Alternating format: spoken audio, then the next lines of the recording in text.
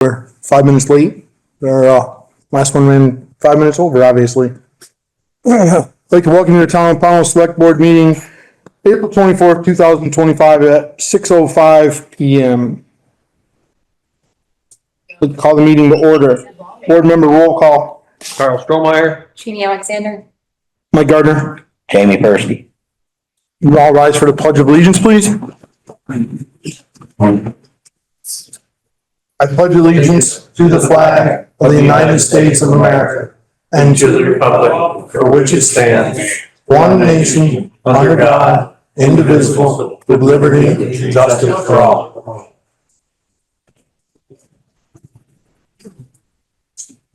Thank you. I usually read through the entire agenda, but tonight I'm just going to ask for approval. I think everyone's had plenty of time to read it. I'll make the motion. Second that motion. Any corrections, adjustments to the agenda? All those in favor? Aye. Next section is public comment. And I'm going to make a statement before public comment. We're going to stick to our 3-minute rule per person. I'm going to give everyone a chance to speak one time. And if there's nobody, if somebody wants to say something again after I've gone through the entire room in Zoom, I will certainly give you another opportunity.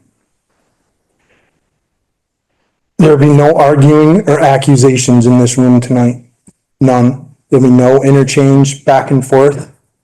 And I'm asking everyone just to please abide by that. Right?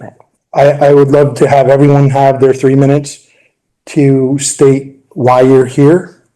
And I will certainly afford that to everyone here. If somebody gets arguing or argumentative with someone in this room, I will ask you to leave at that point, period. If it's 1 minute into your comment, it's 1 minute. If it's your second set of comments, too bad. I will ask you to leave the room.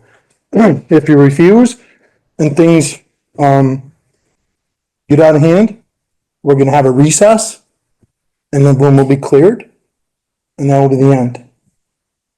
I want this to be as amicable as possible. So I'd like to open up public comment. Do I have somebody who can time my 3 minutes?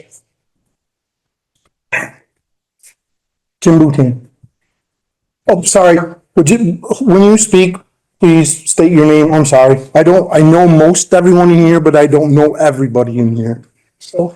Jim Buchanan. I live on the old military road in Pownal. And as a Pownal, Vermont resident, I observe with great concern the deteriorating state of the properties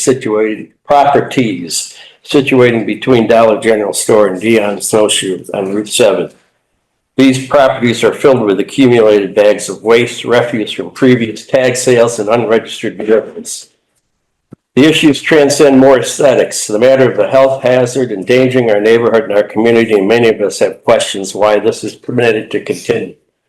Local zoning laws are explicit about the conditions under which property owners should maintain their premises.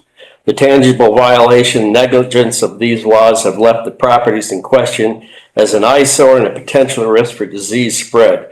According to studies, refuse and waste buildup can often lead to disease outbreak, and abandoned vehicles can serve as breeding grounds for pests and rodents. That's from the Center of Disease Control.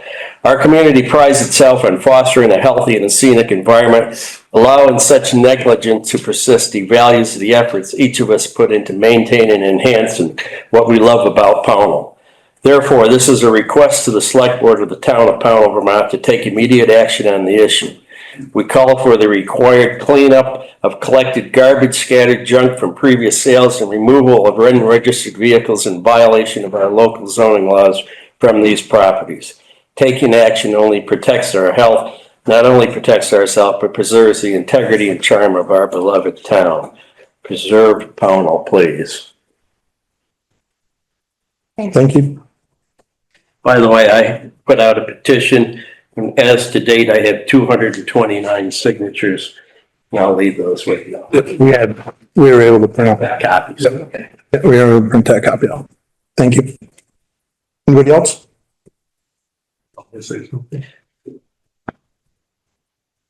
Gary Briggs, longtime resident of Pownal, lived on Old Military Road, travel very frequently between our home and Bennington, and I've seen the lot that Jim has talked about, and deteriorating.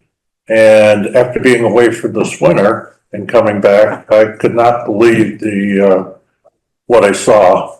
It was just horrible. It appears that the tables are down and there's debris all over that piece of property, which is now blowing across the road and gathering on the other side of the road. So it's sad to see that that's what people see when they come into our town, in the center of our town. So I would hope that some sort of action to be taken to clean that up. Thank you, Gary. Rich Ryder, a resident of Beechwood Lane, Pownal, Vermont. Since it's on Route 7, where does the state stand on this? I mean, do they have any input as to this blight that is a black eye and a sore spot of our town? You know, that when you enter from Williamstown, the gateway to Vermont, wow. I mean, it's an embarrassment to Vermont. It's not a gateway, it's an embarrassment. And something's got to be done because it's just been put off way too long.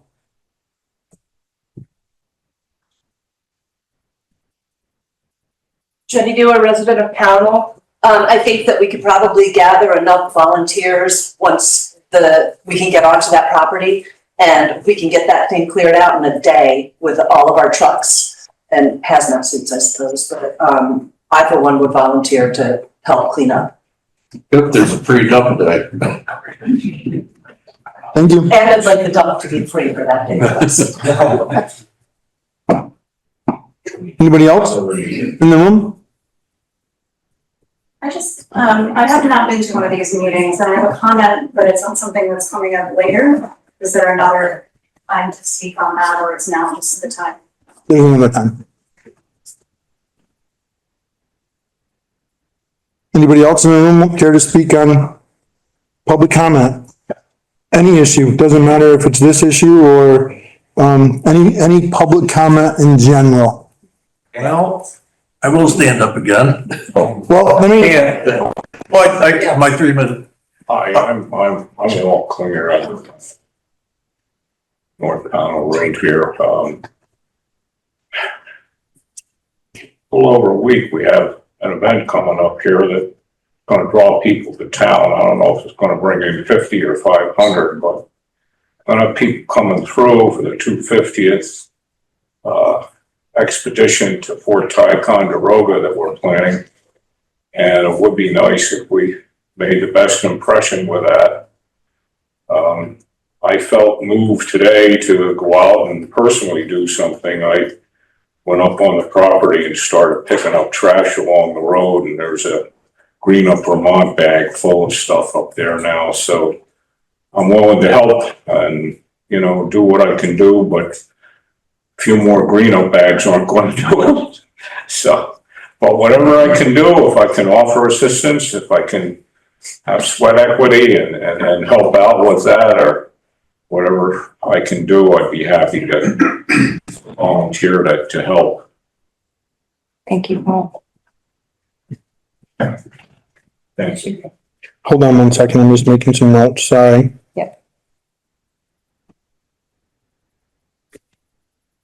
Hi, Tom Zolper, Center Street. I'm here for another issue, but I just want to also publicly say I volunteered to help with the cleanup. And if there's some kind of legal action that the town is involved with, I understand, the law moves very slowly, but if the parties involved are amenable, I mean, maybe they wouldn't mind if townspeople the stuff can't be value anymore at this point. So maybe someone could reach out or at least offer some volunteers if that works for whoever's involved. Hey, Mike, just a little background on that property. Can you, just state your name, please, for the, It's Charlo. Little background on that. I know who you are, but everybody doesn't, so. That property's been in contempt of court with the state for quite a while. The problem is, it was always really hard for us to get folks like that cleaned up because they knew that they weren't gonna go to jail. That was the most important thing to them. So if they were in contempt, you know, it didn't matter. We'd bring them back for contempt again. And the judge would just say, look, you need to do this, you know, and they knew they weren't going to jail. And that was the end of it. We had a ton of cases like this. And that's where that one was at last. I know I'm retired now, but unfortunately, in my experience, local municipalities had better luck dealing with places like that than the state did. Doesn't sound right, but that's usually the case because you guys can poke a health order and go in there on your own, clean it up, and then charge them. Not that you'll get that money, but so. Thank you. Thank you, Ben. Anyway, yes, right, yeah. Oh, sorry, I didn't see. I'm Sean Mateo. I live at the properties. I bought the properties 6 years ago. I'm in court right now, dealing with corrupt judges and stuff. I finally got it into the Supreme Court. I bought the land from a con artist, Patrick Gray, and he refuses to give me the deed after I paid for it. So that's why we're in court. I do apologize. I am appalled. I don't want to live like that. But at the same time, you know, this local judge here ordered, even though he's seen all my receipts of payments, he sided with Pat Gray. Amongst other things, he violated my constitutional rights. Anyway, I was suing, he wasn't even supposed to hear the case. I was suing him on another case, the judge, and he refused to recuse himself. I've been in havoc, you know, even just the last 14 days, she was in the hospital. She's, what do you got? Hyperemesis corrector. But I mean, I've been dealing with a lot. I know it's junk. And I do plan on cleaning it up. The problem is the judge ordered a unlawful order and demanded that I remove everything from my buildings, everything, and kick me off the land. And then the sheriffs were supposed to, you know, arrest me on April 1st if I was there. I finally got it in the Supreme Court and this judge is being investigated. I had no intentions of picking this mess up if I was forced out of my home that I paid over $300,000 for. I mean, it's understandable. I'm battling Patrick in court. I thank everybody for, you know, offering to help cleaning up and stuff. That's really something. I do have intentions of cleaning it up now that the winter's gone anyway, and now that I got it into the feds. So that's that. I just been dealing with a lot constantly.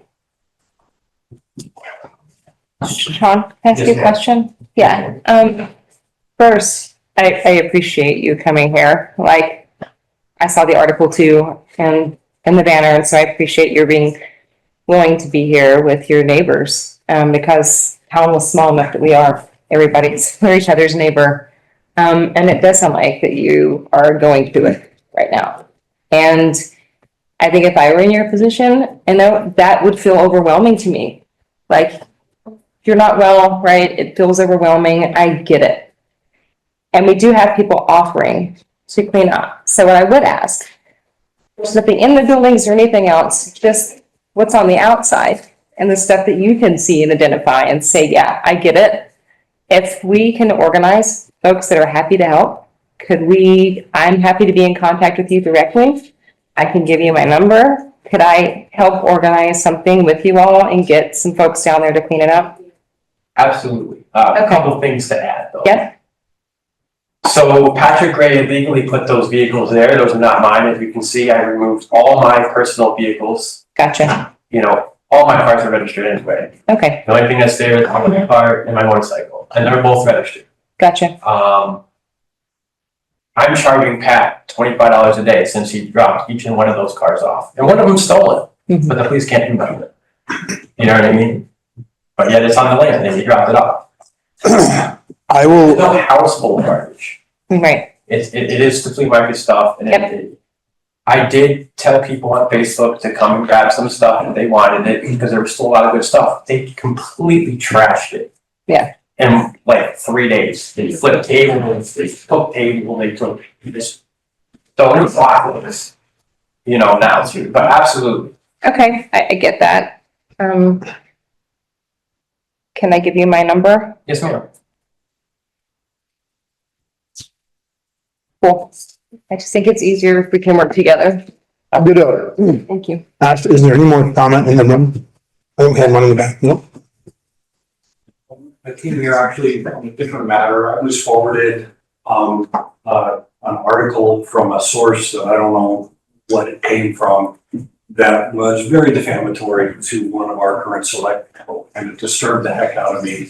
And I just wanted to find out, I hope that there is no legal way to remove the duly elected select person by this town. And I just wanted to put that to rest if possible.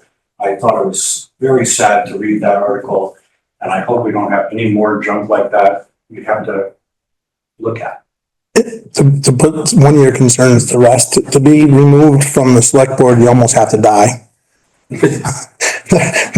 There are not a lot of, Jenny, you can comment, but there's not a lot of ways to remove a select. Because they're an elected official, they're elected by the people. The only time any time to do that is at the next election, period. Jenny? Jenny Dewar again, there are 3 ways for a select person to be removed: death, proof of insanity, or resignation. That's in the select board handbook, that's the law in entire Vermont. So that's very clear. I also have seen these articles. Our country is in a sad place right now with all the hatred, and Democrats, Republicans, fine. Nazis, no, not okay. And that article is from a Nazi propaganda organization, and anyone who follows it, just because you're reading something on the internet does not make it true. And I think that the people of Pownal, regardless of who they voted for in this election, are by majority good people. They just have different ideology. That's an ideology that Pownal cannot have, and I would hope that our Republican neighbors come down hard on the people who are sharing this crap. Thank you. One thing that I do want to comment on that particular thing. I've sat here, this is my 6th year. I have sat with some of them for the entire duration. Sitting with some new ones here now.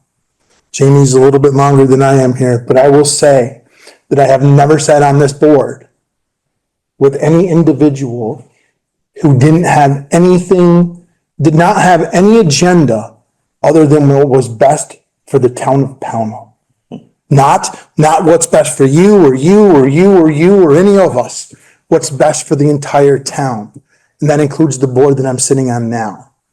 That is exactly, I've never felt differently. And I've had conversations with people out on the street. Some of them weren't all that pleasant sometimes.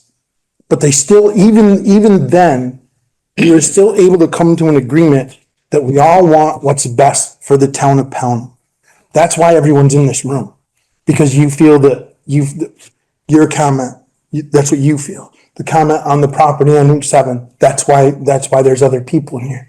This is what you feel is the best for the town.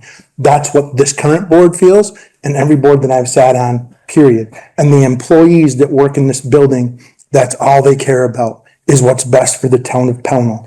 No one has a personal agenda. I can guarantee you that, because they wouldn't sit long with me. I wouldn't, they would sit here, but they wouldn't get a whole lot of information. I can tell you that.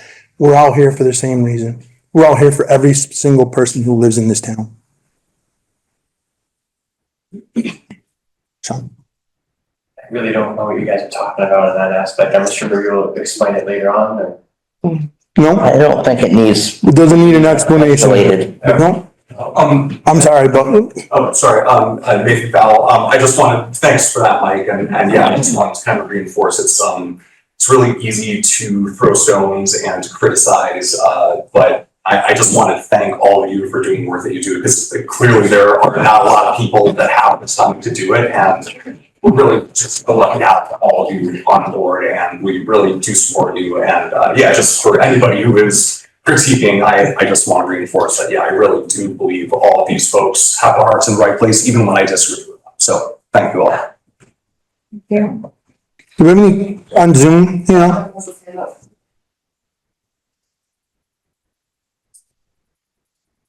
Hello, Jim Kosis, North Mason Hill Road. How you all doing? First of all, I appreciate all the people that are there to speak up on the Route 7 issue, but I just left the executive session that Select Board had at 5 o'clock, and if I understood it correctly, the announcement at the end was that the town of Pownal is being sued by the Pownal Center Community Church, and I wholeheartedly feel that that is the best thing that church is doing because of the way they have been treated within the last year, to have the town's iron-handed ability to try to do whatever they could to have them sign over that building to the town without the town doing its proper due diligence to find out what is the legal aspects of the property, what is the legal aspects of the building,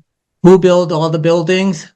There are listers cards that date back to 2004 and says this is a non-deed lead land situation.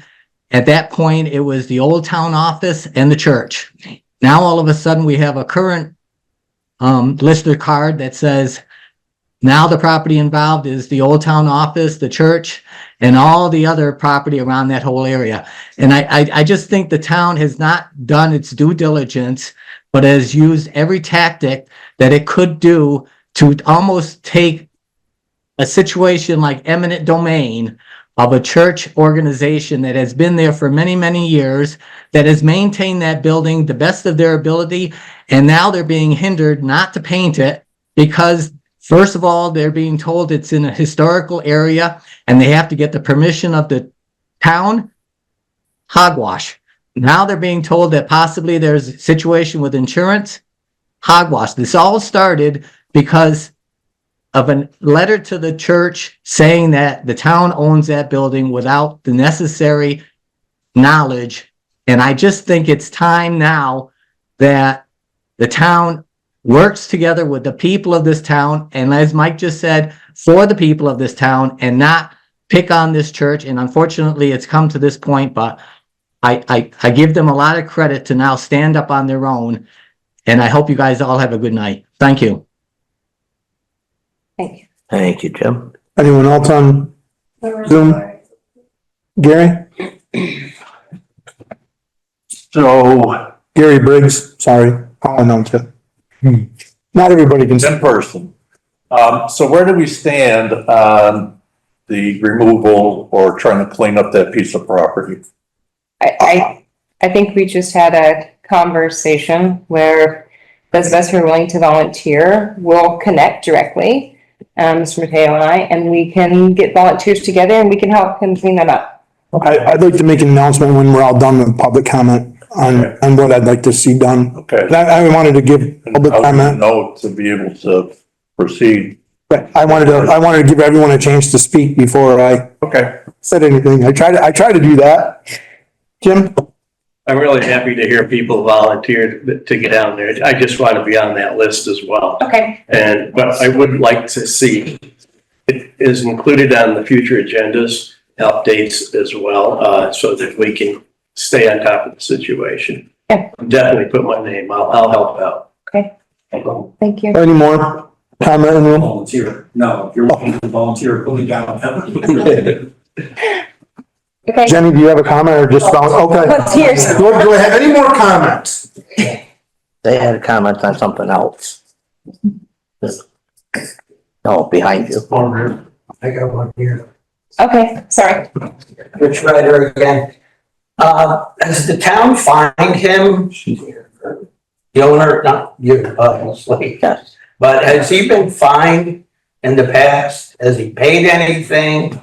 The zoning administrator, Mike, can you hold his feet to the fire on this, or? There is a fine against, the documented property owner in the town office. Okay, and is it like $25, $2,500? It's a per day fine. And I don't wanna get into the total amount. Rich, I don't think that's a fair thing to do. I wouldn't want to do it if it was someone else. And that's just my personal belief. But he is being fined. There is an active fine since the 10th of February. Is that right, Hannah? Yeah. So against the, So it's almost like a lien, correct, or no? so, yes. Because then I'm just thinking, I don't know all the legalities of this, but how could you purchase property if there's a lien on that property? So we're not, I don't want to get into, I don't want to get into a debate about that. That's somebody else. That's, I can talk to you later about it. Okay. that's for somebody else to decide that one, not here tonight. Okay. And thank you for that. Is there any other comment? Sean, yeah.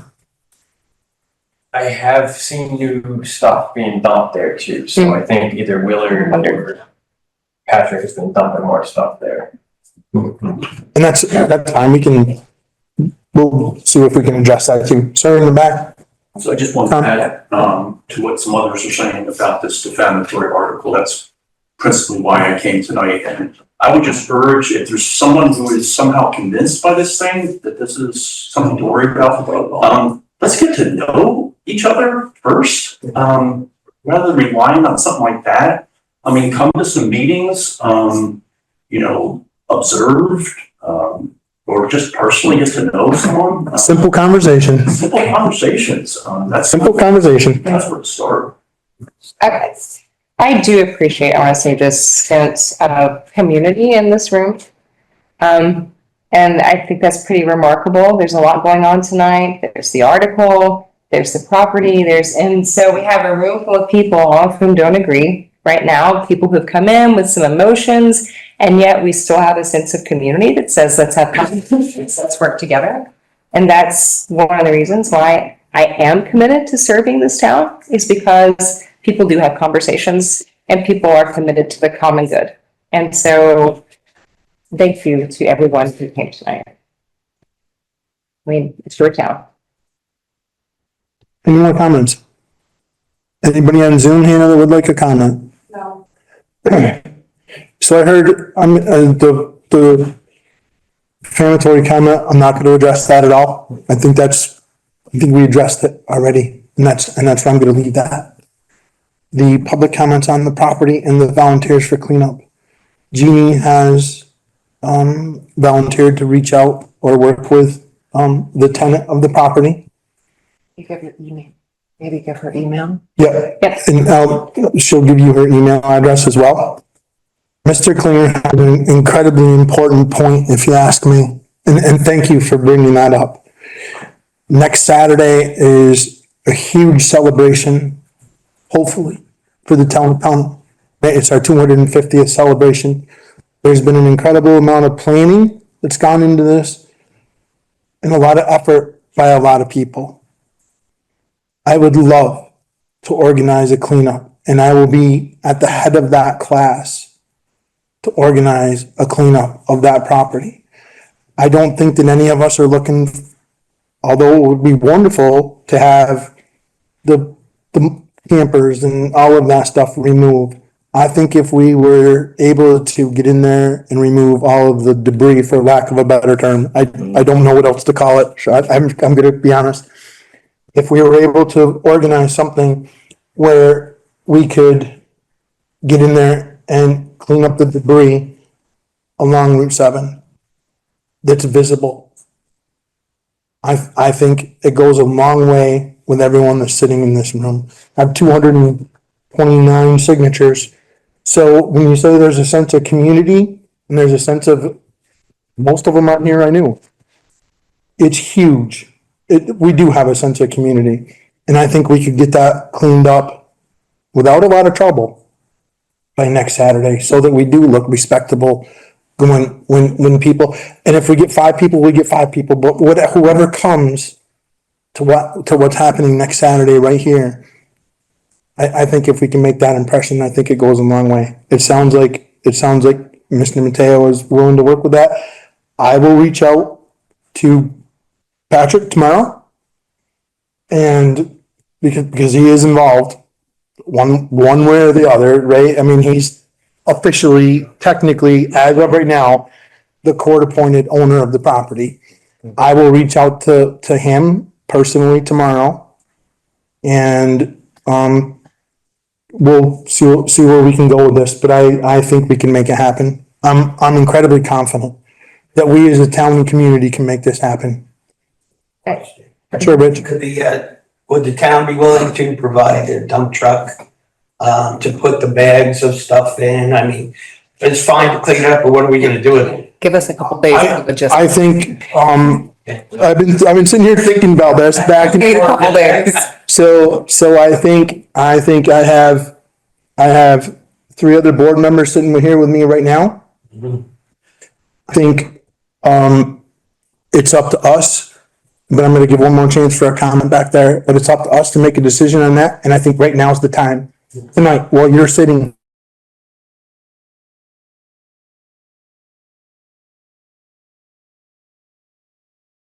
Go that everyone right now.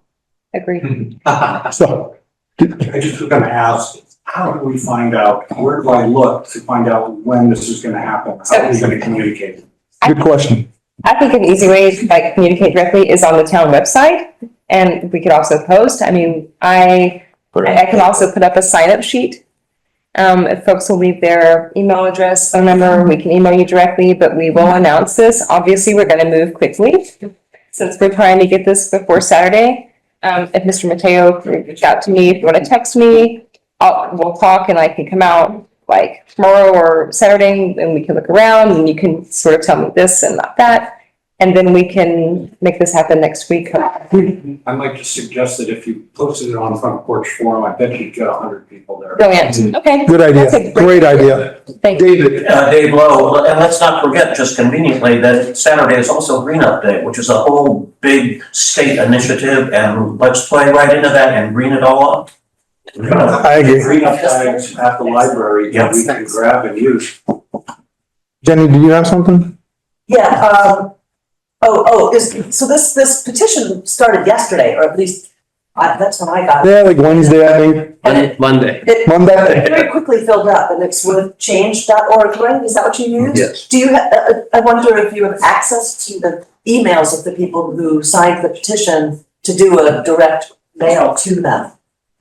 I can send out a notice to everyone who signed. Right, Yes. so there's I can do two that. hundred and thirty-five people right there. Do I have any more comments? Gary had his hand up. We're gonna continue. Gary, did you have a comment? I had heard that Patrick had reached out to somebody to clean it up, so I would encourage you to talk to him, see what he says. Mike's going around. I've heard a lot of stories. I can't imagine he would be opposed to cleaning. I've heard numerous stories. I do, as the zoning administrator, not as the select board chair, I do stay in contact with Patrick because he is the registered owner in the town of Pownal. So that's why I don't contact Mr. Mateo. All right, so I've heard all of those stories and I have seen nothing. So I will reach out to Patrick tomorrow. From what I'm hearing from Pennant, he's open to having the town's people, the community come in and help him clean this property. Yeah. So at that point, I'm gonna be 100% honest with you, Gary, because I don't know any other way to be anyway. Pat Gray's gonna be told pretty much that we're going in there and we're gonna clean it up, because this is our town. He lives in Florida, Mass. He doesn't drive by there. We do. We drive by it all the time. And that's kind of my philosophy. Neighbor asked for help. Just one other thing, I might be overreacting, okay, but is it possible that when this happens, to have a sheriff there just in case there's any type of problem? I can make that happen. Okay. Oh, If, hold on. Yeah, The board, sorry, yeah, this board yes. can make that happen. We hire, Just so that there is, you know. Sorry, I didn't mean it to come out that way. This board can certainly make that happen. Yeah, okay, thank you. Yep, Mr. McHale. Oh, I've been working with the sheriff's department to keep Cool. that away, so, yeah, I don't think it's gonna be a problem there. Thank you. Thank you. Okay, Holding, If, the town does, the select board doesn't get the authorization or doesn't authorize the use of the dump truck, I'll volunteer my truck. Here, do a few loads, sir. well, thank you. I have Thank you. no quorum for doing that. Follow anybody else. so I'm gonna move this along because we got a lot of stuff going on and I think we've had an incredibly great discussion here tonight. I want to thank everyone for attitudes. The way we handled ourselves tonight was great. Great. We were very professional about everything that's going on. And, I just want to commend everyone for that first. I'm going to ask the board because the town is going to be responsible for the debris. I'm going to ask this board that we waive any fees of stuff that gets put into the dumpsters at the transfer station. Are you making a motion? Is this in support of the community effort? Community effort, that's correct. Okay, because that, That's correct. I'm gonna ask for that motion that we waive any fees involved in the community effort for the cleanup of, is it 23-25? Is that or 23-23? 23-24. Okay, that's what I thought. I just wanted to make sure. And there's 23-23, but I can take care of it, I just barely. Okay, I'm gonna ask that the select board waive those fees for stuff that goes to our transfer station. I'll be happy to make the motion that the town waives the fees for any debris that goes to the transfer station as a result of the community cleanup of the property at 2325. I'll second that. Have any more discussion? All those in favor? Aye. Just a quick question. Should I ask Tom to charge that to like the free dump day Yes, or green up day? Yeah, green up. green up day Cleanup probably, day. kind of convenient. I would imagine they had bags up there too. Yep. Yeah. Now I'd like to ask the board, for the use of, and we may have to pay one of our town employees overtime if it were to happen on a day when it wasn't 7 to 3:30. Or a couple of them, if we need a couple of trucks or whatever. I would ask the select board for a motion to allow the use of the town, however many dump trucks we need, and for our town employees, because that's who we want to drive those vehicles. Yeah. I got a question though, Mike. Yep. It would be, I have an insurance question. Is the community, we're just of running the trucks in support of the community effort. This is not a town of Pownal sanctioned event or anything like that. Nope. So anything, you get hurt there, that's on you. Yeah, it's a community effort. And I asked Joel, I'll have Joel connect with you guys to take the schedule. Okay, so can you restate that? I would entertain a motion for, the select board to authorize our town employees, however many we need, to operate our town dump trucks Gotcha. Yeah. in cooperation with the community effort cleanup of 23-25. I'll make that motion. Good job. I'll second that motion. I don't have any more discussion. I think Carl has a really valid question. I think we need to just check with passive tomorrow. Yeah. And if there's a glitch somewhere, let's hope there's not, but that would be the only glitch at this. Go ahead. No. So just in the law enforcement purposes wise, if Mr. Mateo, if this is happening, if you can ahead of time, anything that's possibly considered valuable to you, if that can be put away so that there's no debate over the property when, properties and like belongings. I'll be there, I have them. Of what is, so they can just grab and go. I think that is a great Yeah. point, Sean, is if there's something It's not gonna happen tomorrow and it's probably not happening Saturday. It's probably gonna be, we'd like to get this done really quick. I know everyone in this room would, right? And the second thing is, as Mr. Mateo is as he stated earlier, that's currently pending in court. Since he's the legal tenant, a tenant can have any guest that he wants on his property. So you don't have to get any permission from there. Okay, then I probably will leave that alone. Thank you. Thank you for that. So I have a motion and I have a second. We just need to check with the insurance company, make sure we're good. There's another thing too, if somebody did get hurt, I mean, I can't see how, but you know, some people fall, break their ankle, is there any kind of waiver, so I can't be sued or? I will check with Pathfinder. We'll check with our insurance company and I think we could probably even draft a waiver that people would be willing to sign. People want it cleaned up, Sean. They're sick of looking at it. I'm brutally honest. They're just people, I understand, and I understand you have to protect yourself. I totally get that. I have a motion, I have a second. Whoops, sorry. Do your vote, Madam. All in favor? Aye. Thank you. One more thing. Like, Yep. the large gathering ordinance, maybe you need to make a motion that you're, doing the large gathering ordinance. I don't know what the number of people is. Or 350. If we had 350, we could almost have a special meeting. We could absolve that after. I just want to make sure that you're all. If you have 350, get the hot dogs in there. Thank you for coming, everyone. Thank you. Thank you. Thank you. John, thank you. much. Thank you. Thank you. Thank you all. Great night. You too, thanks for coming. Walter, thank you for that point. I didn't even think of that point. That was a great point. Thank you. Yeah, it is a huge. No, Rich. Take care, Mike. Okay.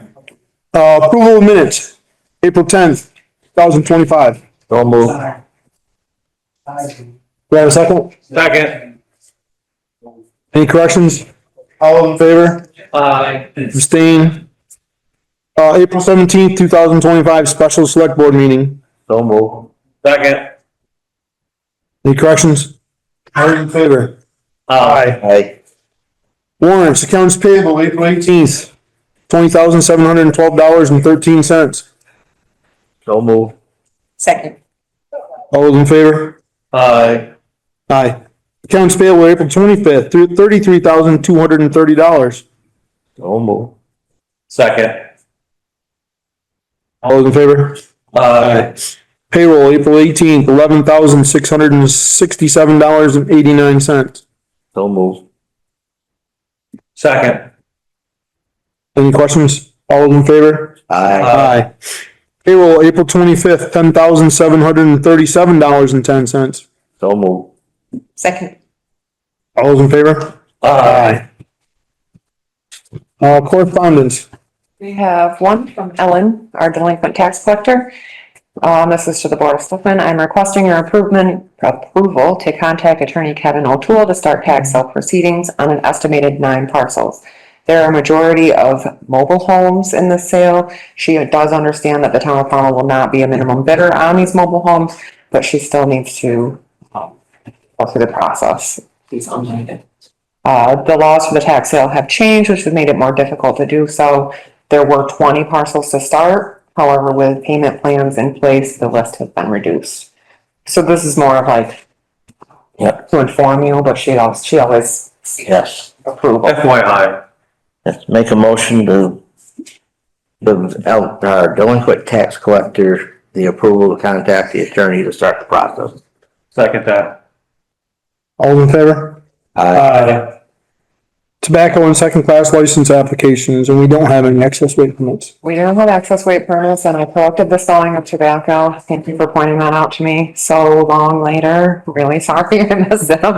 It's really bothered me now. But we have we have a catering permit for a wedding at 3369 US Route 7, Pownal. It is on June 28th, 2025 from 2 p.m. to 11 p.m. They're expecting approximately 200 people. This is for catering and a liquor license for Blonde and Boozy. Where are they based at? Reedsboro. And there's a note just to comment that the parking, Julie's concerned about the parking because it's across the street and it's on Route 7, but that's kind of not our thing. Yeah, so, I mean, it's their wedding. Let me just, Well, we don't have control over Route 7. So just looking for approval on this catering permit. Make a motion to approve the catering permit. I'll second that. any more questions? All in favor? Discussion with Todd Rich from Wireless Partners LLC. That's me. Thank you for having me. Todd Rich from Wireless Partners. We have an application with the state of Vermont. We're a contractor with AT&T, and we build cell phone towers and cell phone networks. We're a small rural carrier. We've built about a dozen towers in the state of Vermont, many in New Hampshire, many in Maine. We're working with the state and with AT&T on a program called FirstNet, AT&T FirstNet, which is essentially a program where AT&T was awarded, went out to bid to all major carriers. AT&T won the bid nationwide to create a first responders network, preemptive network in the case of an emergency, high traffic, high volume situations. The network that we're building would be solely for first responders, police, firefighters, sheriff's department, anyone that has the actual phone and SIM in their phone. So many first responders throughout the state have it. The state of Vermont has identified areas in Vermont that the state has identified as greatly needed additional AT&T coverage so that the FirstNet program is more successful for the first responders. The state of Vermont had identified Pownal as an area of great concern. Route 7 in general, they've identified a bunch of traffic accidents on Route 7 over a certain period of time in an area that has poor AT&T service. We were contracted to come based on a specific location to lease land, propose a cell tower that would improve the connectivity with the current coverage that exists here today. We've done that. It's been a very long process. We've been here for over a year. We've talked to literally dozens and dozens of landowners. We've fully permitted this site, fully permitted it with the state, locally, thought we had solved this problem. At that point, the landowner that we had a contract with decided that he no longer wanted to do the project. So having completed it, thought we had checked the box for AT&T as well as the state, moved on. We sort of back to the drawing board to the point where we talked to the town. We've looked at several town-owned parcels.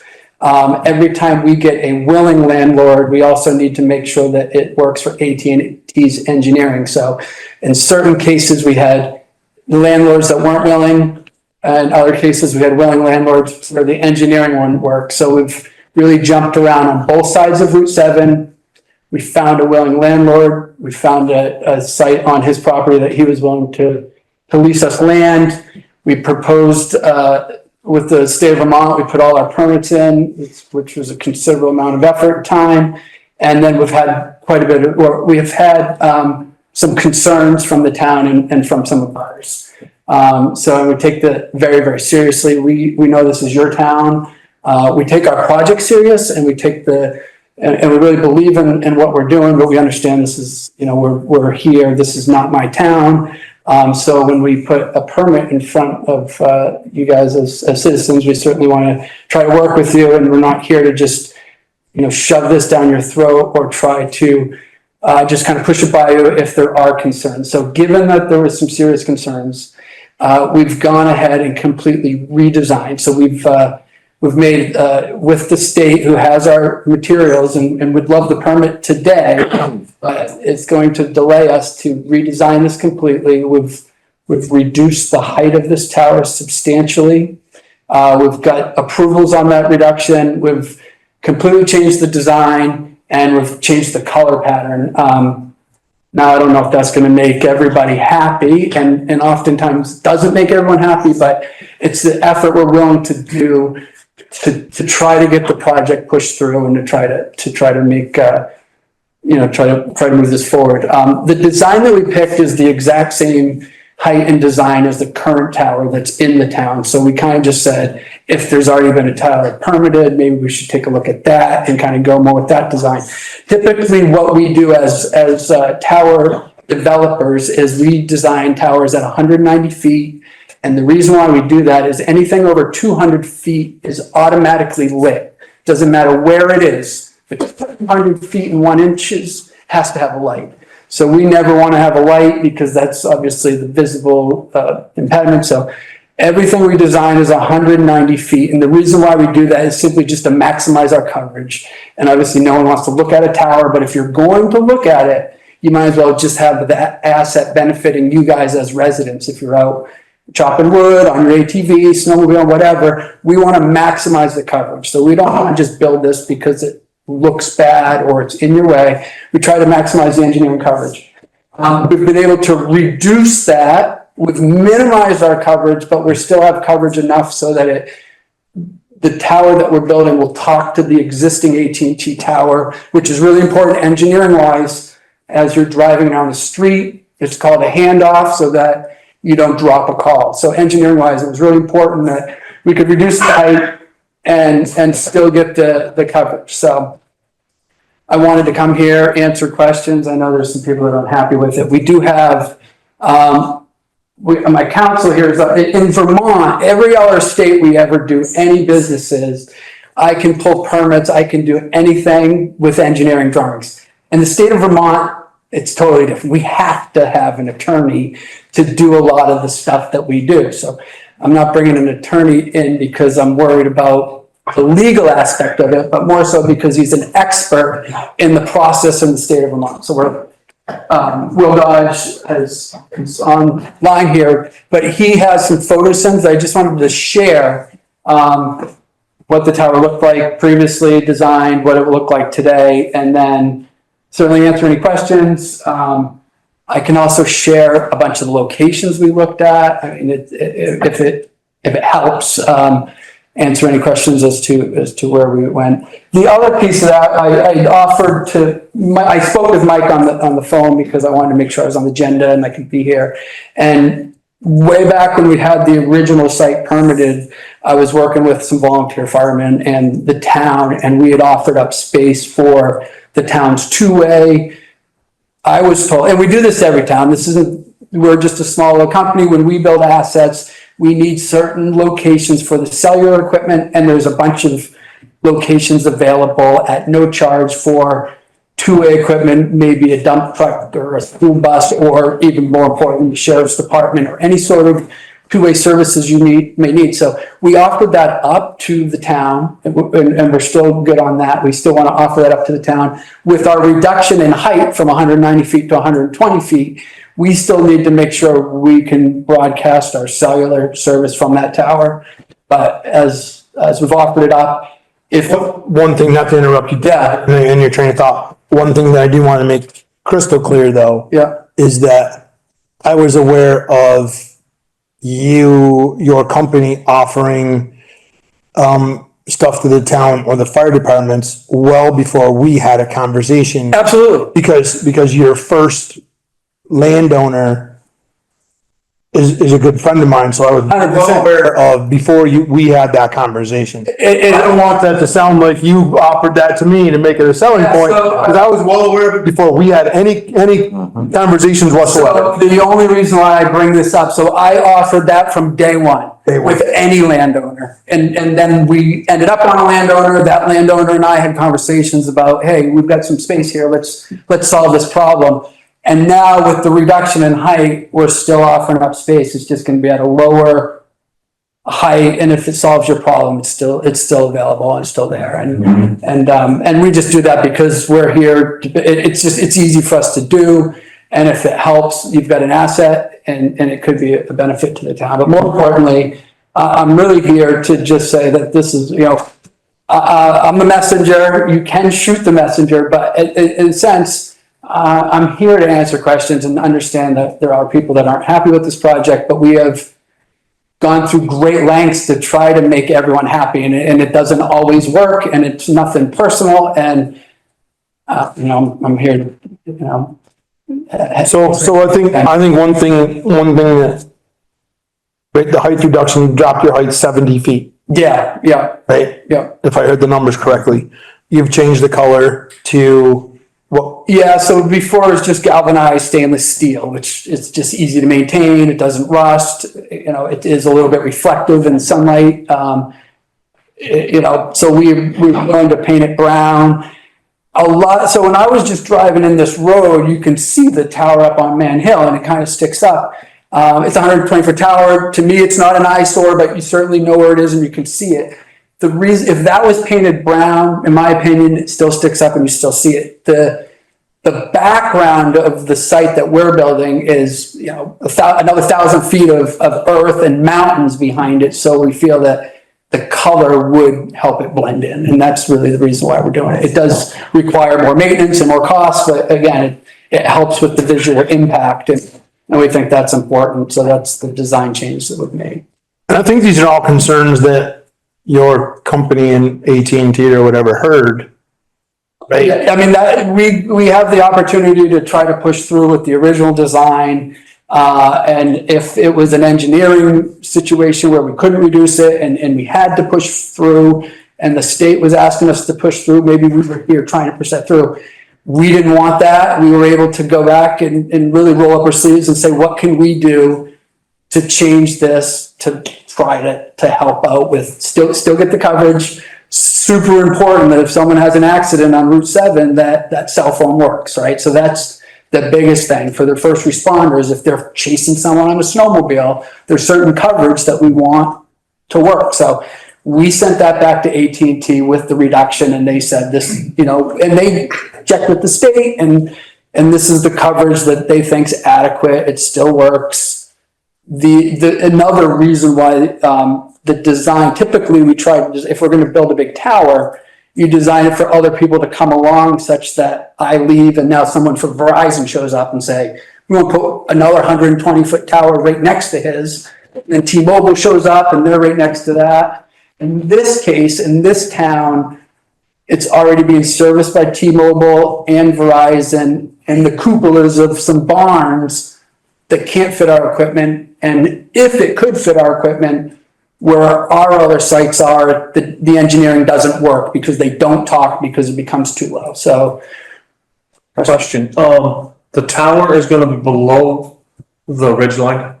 So when you're looking at it, it will be below the ridge line? Yes, sir, yeah. So Okay. the ridge goes. I understand, I'm just trying to, in my head, just to. Yeah, in fact, our landowner is essentially looks on his deck. His land kind of slopes down, and he'll be looking out onto it.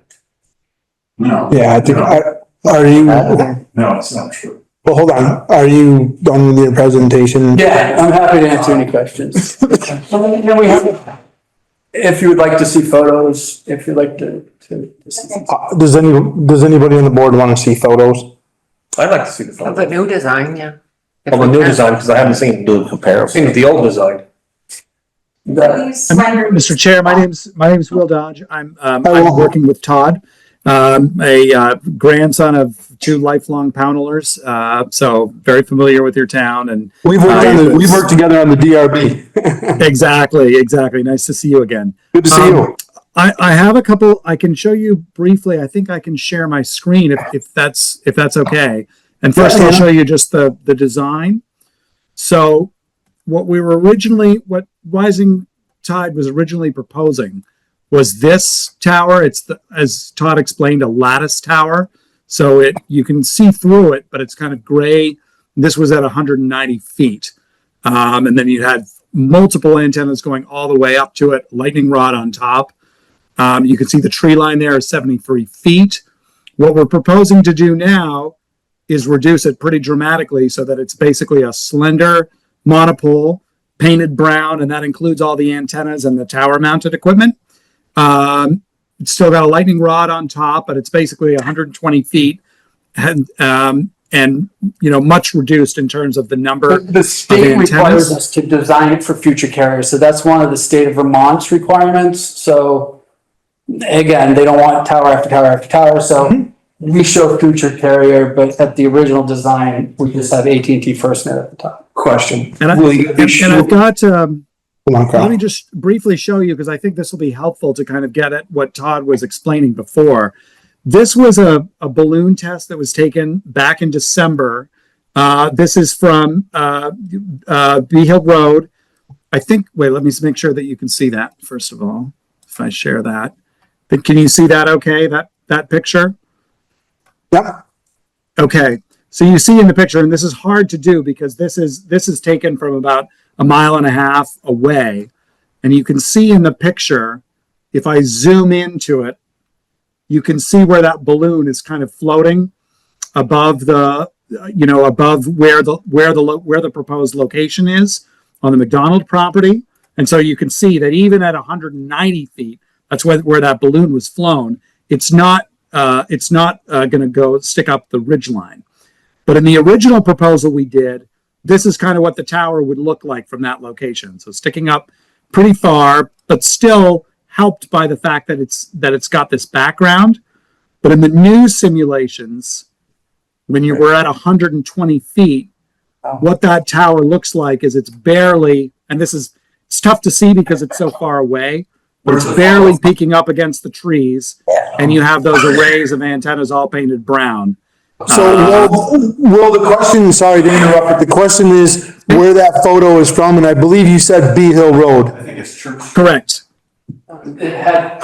I think it did have Bee Hill Road on the bottom of the Coordinates. Yep. Will and I don't do this, so the engineering firm has to do this because again, we're in Vermont and you have to have a license, so you can see that they give you the GPS coordinates and the distance, the bearing that we're looking, the distance from the actual site. In the case that there's historical properties or something in the town, sometimes they make you take pictures from certain locations. So these aren't arbitrary all the time. It's often from the direction of the state. Here's another one, just kind of show you from US from Route 7. This is about almost 2 miles out, or it's a 1.75 miles out. This is tough to see again because that balloon is very distant from this location, but still it's a location that I think the town and others had expressed concern about because of this, the nature of the scenic nature of this section of the highway. So with the original proposal, you would have certainly seen that tower. It would have been distant, but it's sticking up quite a bit. And with the new design, basically, it's almost impossible to see. I mean, you could see it there only because your eye is going to be drawn to something that looks like a graphic. But basically, for most of the year, you won't see it at all. And even in the winter, it's, unless you're really closely looking for it and know it's there, you're not going to see it. Can I interrupt now? Sure. Hold on 1 second, Will. Can you just state your name, please? My name is Tanya Hart. I'm the abutter to the location where this is proposed. I'm having a hard time listening to this. I'm very emotional. So please bear with me. I'm going to try to just be very For sure. cordial. Our experience of this tower and our view of this tower is being completely ignored. And even in discussing how this looks to the rest of the town, that's very nice for the town. But the town is all its people, and it's not just one, and I really don't think that one resident should carry the entire burden of this for the town.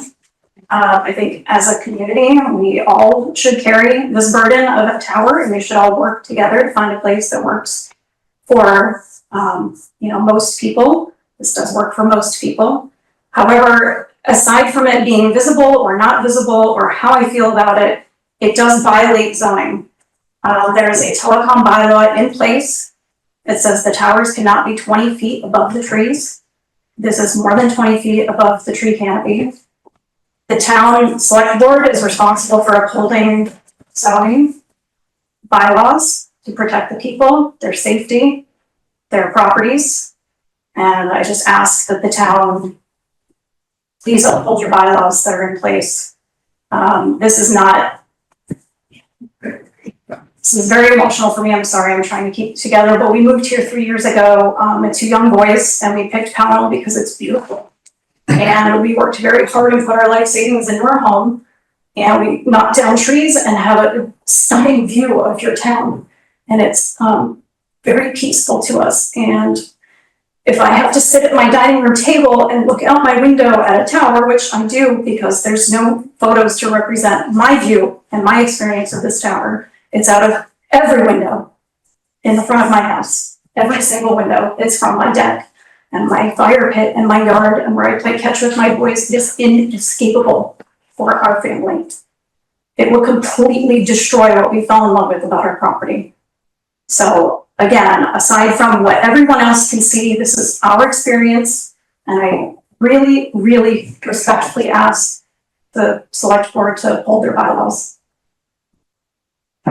Is there any photos from, well, we obviously didn't walk on the Hart's property, but is there anything close to it? Because. And I also want to say, I'm sorry, I just have one more thing to add. When the balloon test was done, I took pictures all over the neighborhood because it was done at a time where people were at work and no one's around.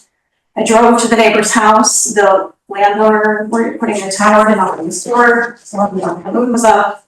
He wasn't home, I called him, he was in Florida, she lives most of the year, it's barely in town.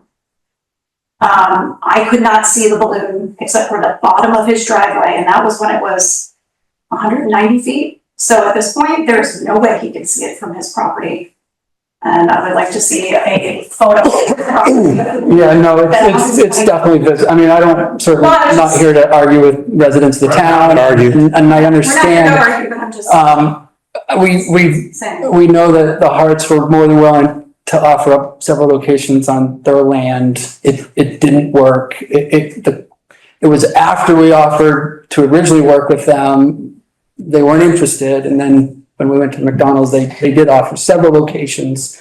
We tried to make them work, but we also have a contract with Mr. McDonald. AT&T did not like the Hart site for coverage wise. The town has tons of mountains and ridges and valleys, so in Vermont in general has some challenges with cellular service because of the lay of the land, where it's not a flat state. So, every time we move it a couple hundred yards or lower it 50 feet, the coverage changes substantially. So we certainly have to. The goal is to provide coverage. I can certainly attest to one thing for sure. Fire service, radios, radio communication within the fire service and rescue in the town of Pownal is absolutely horrific. Okay, I was that chief officer for a long time trying to 10 years on rescue, and we would have problems. Yeah, so parts of Pownal that you couldn't talk from. So when we talk about that, do you guys have, and I'm asking the sheriff's department because they're still here, do you guys have radio communication problems in Pownal in certain locations? Yeah, and DSP, and that's coming from Officer Legacy, who is in Pownal all of the time working down here. He's one of our deputies that's here on duty. The biggest problem is in the valley is Pownal stays in Green Mountain. And it's not a huge hole, but it's a hole nonetheless, and it's by the S turns coming into town when you go, yeah, and.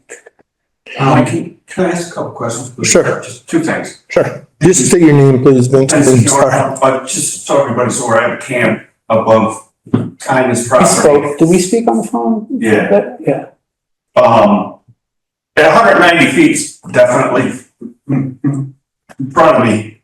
That 120, I can't say for sure, okay? I can't say it's right outside the window, and it's ridiculous, sorry. But the other thing is, as far as the communication network for, you answered half of the question I had. I talked to Craig Odell on 2 occasions. For those of you who don't know, he's been a first responder down South Pownal for, a number of years.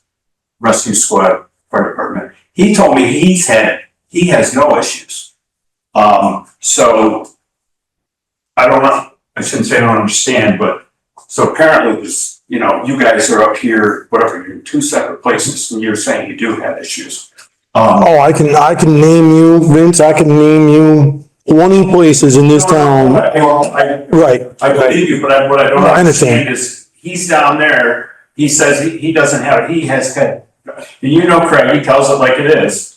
So, I don't understand the science of, or not science of. Well, you're talking to a rescue ambulance guy, is that, or a firefighter, is that?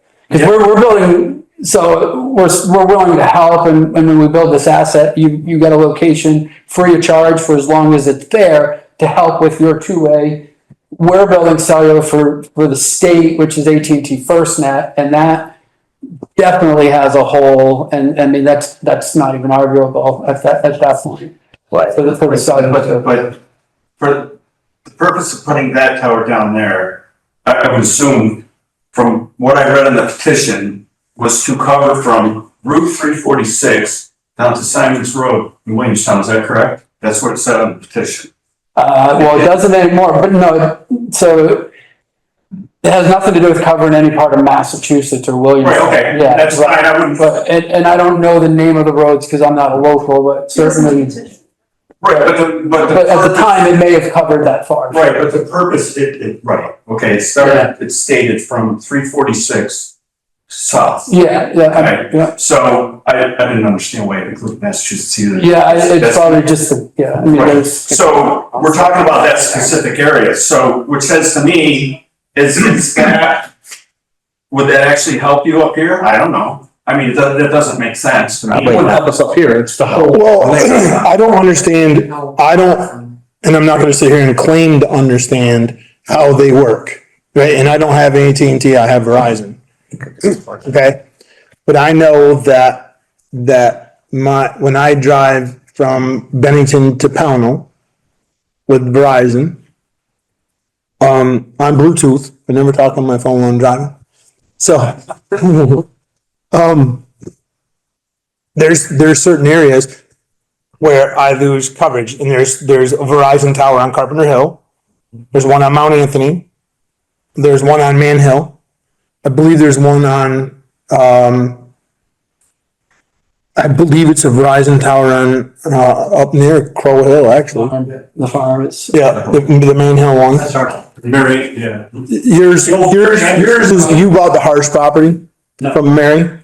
The harsh Mary, Mary Anderson property. So there's a Verizon tower on your property now. They're disguised, that was a part of the. I understand that, but there is a Verizon tower there. So my point was, I think when you drive, correct me if I'm wrong, because I'm not a cell tower or not a cell phone expert, but you switch from tower to tower to tower as you drive or move through your location or wherever you're moving through, right? And where you said that other site is lacking that AT&T service. So I think, Vince, to answer your question, so the AT&T tower on Man Hill doesn't have another tower to communicate with in that corridor of Pownal.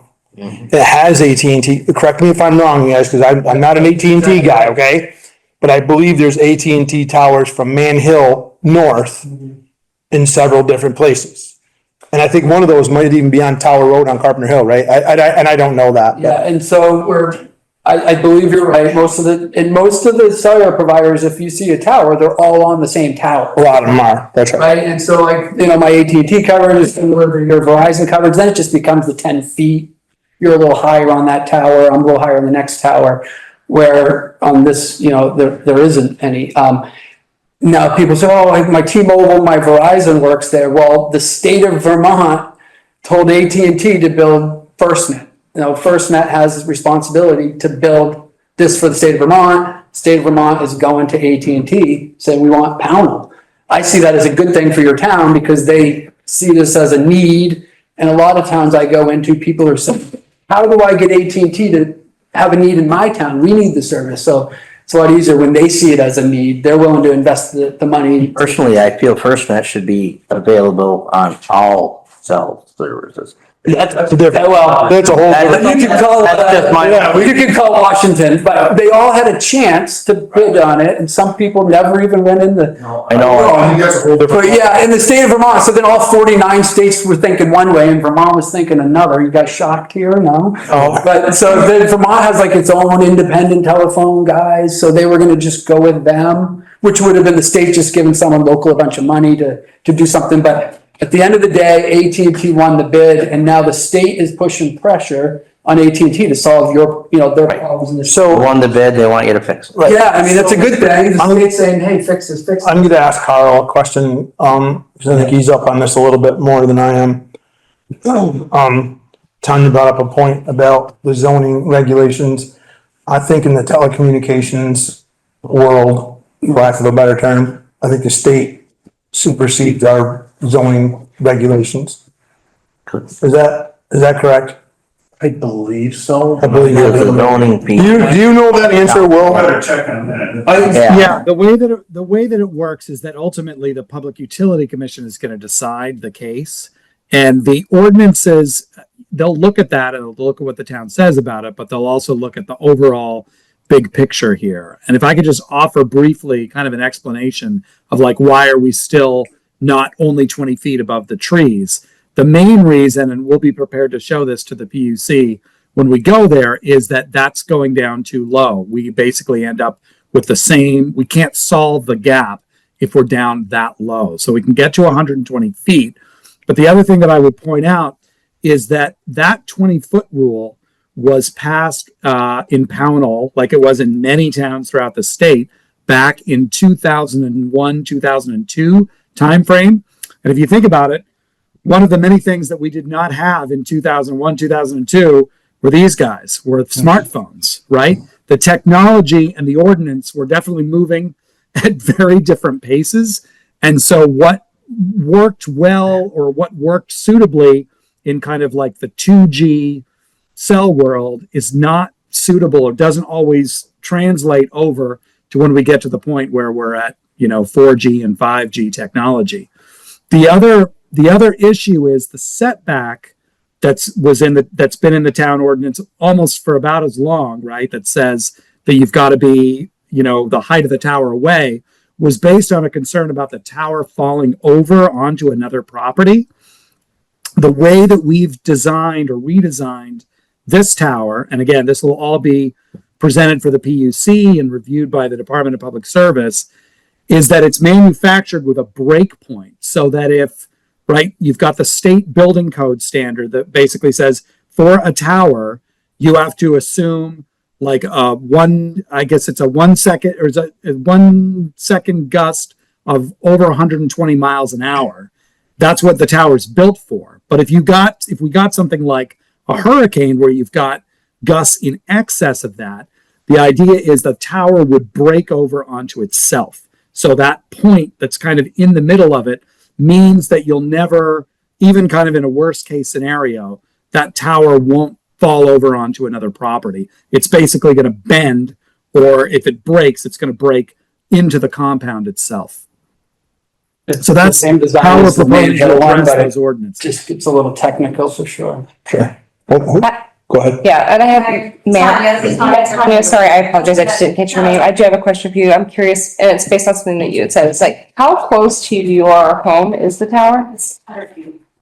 So the tower is 600 feet from your home? Yes. I was gonna ask the town if anyone has been to our property. I was wondering the same thing, you should see it. I know, I know the property extensively, both pieces. Have you visited it in the last 3 days? Yes, I was up there. My property, my house. Mhm. Visited Yeah, my so- house. No, I didn't go into your house. Those are her photo sims too, like, so she submitted photo sims that she made up that were not professionally done. So please, we also need, Have updated photos. so we don't take, we don't. I'm not gonna argue. No, I'm not arguing. I understand. Yes, you do. She had asked a question to me while you were speaking. I'm sorry, Bridget. My husband and I both have art backgrounds, we're both graphic designers, we both have experience with computers and renderings and things like that. My husband does that for a living. Nobody came to look at the balloon test in person.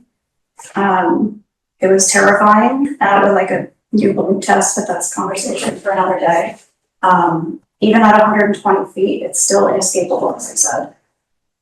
I would like to invite the select board to come to the property, to experience it for themselves, to see what it would be like.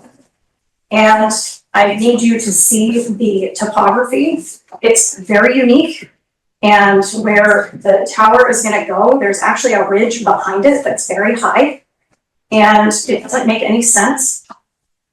Put the tower where it is, and we are happy to compromise if the landowner would like to put the tower on the other side of that ridge, which brings it closer to Route 7. Then it could be almost any height you want it to be at that point. If you guys are gonna approve anything, I mean, it just doesn't make sense for it to be behind something that's so tall and then that location doesn't make any sense. He has 49 other acres, including the other side of that ridge, so it just seems like you could put it on another spot. Is there a reason that doesn't work? So when we find a willing landowner and AT&T says yes to a design, then we work with the landowner to just put it where they would rather have. I mean, they don't. He doesn't wanna see it. No, he can see it perfectly fine from where it If is. he looks backwards, right, his front view it's not there. I would just. He's got 180 degree. I don't wanna get into an argument. We're not going to. No, Because we're not, I will say this, I have not seen it, and you're asking a select board member to come out. I don't think if you've seen it, I just haven't been there. If you want to give me your address, I will come to the house and take a look. It's, Can I ask you a question? Let's say the select board completely disagreed with the placement. We have sent a letter to the PUC, correct? Is there anything more that the town can do? I mean, you're not approving or denying this permit. Right. The PUC is going to make that decision. So I just want to make that clear because I feel like a lot of the pressure is being put on you guys, like you're making a decision here, but you're not. You have written a letter to the PUC and sort of done what you can. Is there more that they can do that you're No, I'm aware of? asking us for the select board to continue to take that stance that they're supporting the bylaws. And just continue that. We look at our ordinances about the town That's right, plan. it's not up to you to decide on the tower, the state will do that. Right, I just wanted to- Uphold the bylaws. Okay, I just wanted to make that clear. That's all. But we could still, per our town plan and our ordinances and bylaws, we could still write a letter in favor or not per what we have set in our town. okay, I think that's up to that. And there's also a hearing, and the town of Pownal was listed as a party for the hearing. So you guys will kind of probably have to decide which stance you are taking if you want somebody to represent the town in that part, or in that hearing. Mr. Chair, can I just respond to that briefly? Yes. That's on Monday morning. That's just a status conference. It doesn't actually, it's not at a point where the town is required to take a position and can wait based on whether we're allowed to amend our petition once those new materials come in, some of the materials that we've shown you tonight and some of the other things. The town could take a position at that point once all of that material is in, and once the Hearts and any others have had an opportunity to respond to it. Yeah, so we're still in the process of amending it from 190 to the 120 with the new design that was all So happening. the hearing is you amending your permit from 190 to 125. Correct, based on the comments that we got from the town and from the Hearts and from this gentleman as well. There was 3 comments and we took them all back to the design board. I mean, you know, and not that this is your problem, but like I said, we had a fully permitted 190-foot tower, really close, and not a single person in this town cared. No one cared, no one showed up, 190 feet, we had it, we were all set. The landlord decided that it wouldn't work for him, but that's a lot taller than 120, and now we've, you know, this is our 3rd design and our 3rd. But that was a whole different piece of property. Correct. So now that you're in a different piece of property. Correct. There's more, there's. Obviously, it's a contentious situation. Correct. Well, it's always, and again, when there's a lot of people in this town, most people don't care. Obviously, if you're in a butter, it's more concerning to someone next door than it is to someone on the outside of town, so, yeah. Yeah. This is not on our property. I don't even know if we'll be able to see it from the property. We'll do that, so, it's on our property. We have one, so they can right through the AT&T. The only thing that kind of concerns me, he's already said the existing witnesses are not active. This will be the first one, right? Well, we're designing it the same as the existing tower in town. This will be the first one, so I think that it might be a good idea to think about where's this going? This is such a that's gonna be taller. Maybe there's nothing that can be done about that. We looked real carefully at ours to make sure that they couldn't expand upwards. Barns that we had, and as far as we can tell, they couldn't. I think they could put AT&T equipment in, it doesn't work for their purposes, but that itself would be a pain because we have a lot of people on the property doing that kind of work. But I guess I'm just inviting you all to think about, I assume there'll be regular AT&T service also on this tower. That's the FirstNet. That is correct, yes. So this is AT&T also able to expand. I'm on AT&T. So it's AT&T 365, 24/7 until there's a major catastrophe and then it becomes the first. It's a way in, and it's the first step in basically trying to get more power. Suggest that the ordinances that exist are inadequate, that we're gonna have to have taller towers, and you know. I'm just saying that as a new Vermonter who shares her love of the beauty of the place, I just would invite you to be really, really cautious thinking about what are the long-term effects of approving this one? When will the next one come? And what will the size of that be? When we have 6G or 8G or whatever, you know, something to think about. Do we approve, or do we have approval authority on the cell tower? No. That's ultimately the Public Service Board makes that decision, am I correct? Right, the Public Utilities Commission makes that determination. And I do want to add, because you make a very good point, that an ordinance that says 70 feet that doesn't work for any cell phone company, right? So then, because I go in these towns all the time and people are constantly trying to amend the ordinance to allow for the service because the residents want it, but all we're doing is designing it the exact same as the existing tower right there. When we walk out this door and we look up and you see that thing spinning, that's all we're doing is saying someone had to approve that 120. Well, it's not outside somebody's window. It's in someone's yard. Someone's looking at that. I drove right up to it. Someone lives there. So, however, That doesn't really matter. it's 600 feet it's less than 600 feet from a residence where she's 600 feet away. So I totally get it. It's emotional, but all we're doing is taking a design that exists, that was approved. But there also is a bylaw in place. And someone got approvals with that bylaw. So all we're trying to do is ask for the same approvals that the person on main. I don't know what the bylaws were then. Yeah, I don't either. I really, because they've been changed since then. None of us were on the stuff. I know in 2001, yeah, we don't know, but I don't know what they were. There may not have even been, there may have been absolutely nothing when the initial towers in town were were approved. I can't answer that question. Right. And It's, It doesn't, excuse me, but it doesn't really matter because the way the bylaws are written now, and this case with this tower is what we're focusing on. so the precedent has been set. there has been a precedent set. I agree with that. But what I will also say is that the way the bylaws, and I don't have them in front of me, right?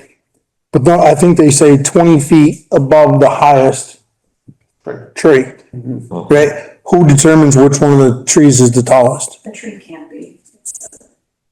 So who determines that? I'm willing to bet there's some trees down there that are close to 100 feet tall.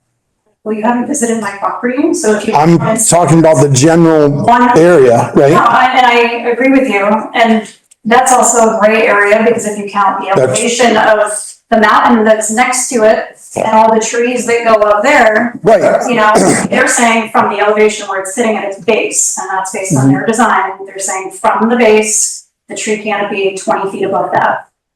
Yeah, so who determines that? They did. Oh, right, I'm not gonna go down there and measure the tree, right? And so I don't, there's a lot of questions, right, that need to be answered.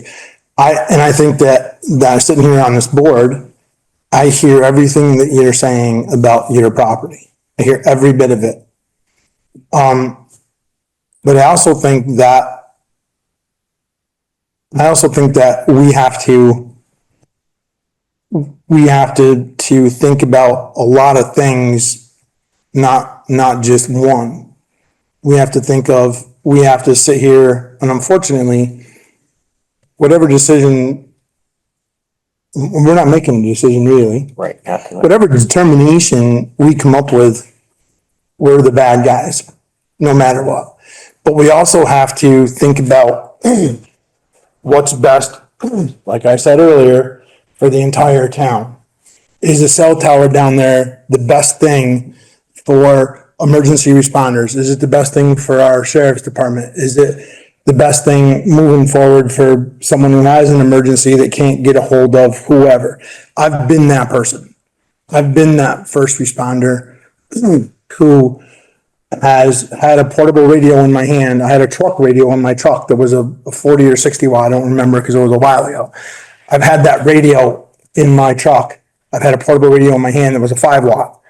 And when you're screaming for help, there is no feeling in the world that's worse than that. There is nothing. No end. Am I wrong? There's no feeling in the world that when you're looking for more fire trucks, you're looking for an ambulance, you're looking for an extrication crew, you're looking for a search and rescue. I can go on and on and on and on and on of calls that I went on as fire chief for 20-something years. And not all of them were that situation, but there was plenty that were. I agree with you wholeheartedly that safety is important. Mhm. We're not saying no towers in Pownal. We're asking for another location. I understand, Tanya, and I sympathize for sure, If you look around Pownal, there's a lot of mountains, there's a lot of land, there's a lot of spaces. These have been here about a year. That's not that long. They're a big company. I'm gonna live the rest of my life here. So maybe another year for them to look around for another plot isn't that much to ask. And it's gonna be the rest of my life and my experience and my value of my property. And I'm pretty positive, I'm not pretty positive, I'm 100% positive that, but I apologize, I can't remember the name of your company now, Todd. Well, whatever, those partners. I'm 100% positive that they certainly have heard the concerns. They've gone back and redesigned, which isn't, I'm sure it's not cheap. I'm sure, and it's a big company, I get it, but they have certainly gone back and. We're actually a small little company, but we work for big companies. Well, because when I come in with AT&T, I mean, there's 6 of us, we work out of Portland, Maine, we wear a bunch of hats, I'm on the job site, I'm in here in town, it's a Thursday night, I mean, we are actually a very small company, just. We're a very small company too, my Yeah. family. Totally get it. I All of get our it. savings into our home. No, I And totally I understand said, that. you have more money in your company than I do in mine. No, I totally understand. But I think they've certainly, tried pretty diligently, because this has been a while since we came, like 3 or 4 months ago, I think, right? Have you seen other surveys that they've done in town? No. Well, we don't just survey all the lot. I mean, there's a lot that goes into it before we survey. There's, you So know. you've seen the list and approved there's explorations of other properties. I know of several personal ones for sure. We'll just. I don't know if you guys can see the screen, but I think these are some of the, you know, the properties that were looked at most intensively by wireless partners over time. And the problem, a lot of them are landlocked, some landlords aren't interested, you know, all the concerns that Ms. Hart has, there's sites where there's 3 Ms. Harts on each side, and so, you know, we do not just come in here and do not just put stuff lightly. We take serious consideration before we do that. Then I would like to know why if we get to our property during the village fest and took photos from our property to share with the town, we were responsible for that and we were completely ignored throughout the entire process. So if you're taking our complaints or concerns seriously, then I would like the town to come. I would like. Yeah, so. I would like site visits and experiences. At the time of the site, at the time of photo sims, we're not even acknowledged to the town that the project's going on. We're literally doing due diligence, producing construction drawings and deliverables to see if the project can happen, to actually apply for permits. So when you get to that point and it becomes public information, that's when the forum of the balloon test and stuff. Now, we don't have permission to go on every resident's lawn. I mean, that's private property. And like I said, the state, after the fact, I called her several times, she didn't call me back. She has 100 acres, we were trying to work with her. The second her neighbor with 50 acres had the site, she was more than willing to put not 1, but 2 towers. That's not true. That's true. That's 100% true. She said we could put 2 smaller ones versus the 190. Excuse me, if we're gonna keep this cordial. Do we have a? That is not I have that in true. writing. Yeah, I've got all of it in writing. Yes, I have a text and email Yeah, history and I but 100% the thing it's is- not true. I asked the neighbor and he lied to my face because we had many The conversations. neighbor's not here, so we're not gonna bring the neighbor into the conversation. But hold on, stop, right there, stop, right there. So I've heard 2 conflicting reports. I hear one that we have a email or text message chain. It doesn't matter, I keep it. Hold on. I'm talking now, right? We give you, that, a few minutes ago. So, and you're claiming that there isn't any back and forth conversation about offering a place on your property for tower. No, she said not to. Not to? To what? Did you actually offer property? I offered him to come to the property and I never came to survey. Because I thought if we could at least have control over where the tower goes and it's not in our sight line, that we could put it on some other part of the property. Okay. I totally understand that. They asked for thought coordinates process. and I kept saying, well, give me something to go on because we have 166 acres. I don't know where you want to put it. I don't know anything about this. So I gave them 2 coordinates. They said they don't work. I said, well, you're welcome to come. We signed a contract with them saying they are allowed to enter the property to survey, and they never came. So all true, all true. So we called her, wanted to do due diligence on the property. She never called. She was not interested. After the contract? After the neighbor signed a lease with us, and at the time we were permitting the neighbor site, she then knew about it when she was then all in to control the property. And at that point, we brought coordinates to AT&T and decided, well, if she's gonna be really upset about this, let's see if we can make it work on our And property. I'm still open to it. And so And I even we offered couldn't like get the half engineer. I got it. So anyways, We're. This is going way beyond. yeah, I know, I'm sorry. Right, we got a lot of stuff to go on here tonight. This is beating a dead horse. Well, no, As I far as I'm concerned. But this doesn't have anything to do with what we're talking about. I mean, it does you two. But we're here at a hearing, not. We're not even at a hearing. This is not a hearing. Everybody to, This is not a hearing. well, excuse me. The discussion. It's a discussion. Okay, I more or less wanted to come to give you guys full transparency of the project and not hide in Portland, Maine and not answer Tanya's questions or not sit here in the room and answer your questions. I think, But I'm here. I heard that you're willing to do a site visit. Yep, can I have your address? Or you can give. 316 Pownal. Okay. Could I just ask, maybe it would make sense to talk to Bruce McDonald, because it sounds like there's other sites on his property that would work. No, that, we negotiated You with said earlier that that was the site he showed. Yeah, but he doesn't want to see it. He doesn't want it anywhere where he's gonna see it. Are you around, Tanya, are you around tomorrow? Yes. Okay, I'll, like any landowner with 50 acres, you always want to put something in a spot where you might use the rest of your land or you have other uses. So he has made a decision as the owner of that property to put it in a corner, but it's not, it is visible to him and it's not tucked completely in the corner. It could be pushed more into the corner. But he wanted it in a certain location. That location worked for us. He was a willing landlord. It provides the coverage. It sounds to me like you could put this tower within 130 feet of the property line and you're within your scope of what the actual, right, because the tower has to have room to fall within the, If we move this 20 more feet. I'm just saying. Yeah, I mean, then it would, You could get, you're 600 feet, give or take now from. according to Tanya, which I believe her. Right, and I believe you, Tanya, if they're 600 feet. Which is a good bit of ways. I mean, it's not. So if they're 600 feet from from the property line now, what I'm hearing though is you could move that tower to within 130 feet because it's 120 foot tall, or you could move it to 122 feet.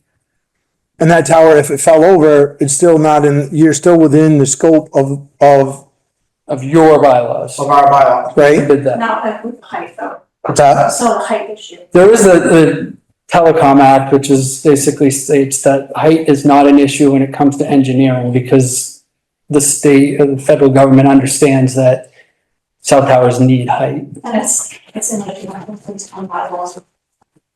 I don't disagree with that, for sure. I think our town bylaws have been, antiquated on that for a while. So, so I think that's a certain, issue that needs to be addressed.